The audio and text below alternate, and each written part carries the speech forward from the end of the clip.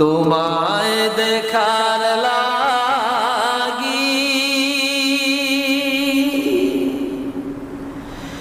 ঘুম আসে না দু চোখে,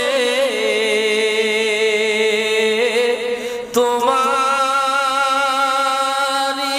বিরহে। সুবহানাল্লাহ বলেন। নবীজির দিদার কে না চায়? নবীজির জিয়ারত কে না চায়? সবাই তো চায়, ঠিক কিনা বলেন? সে কথা কবি বলতেছে, কি কষ্ট হবে? ও গো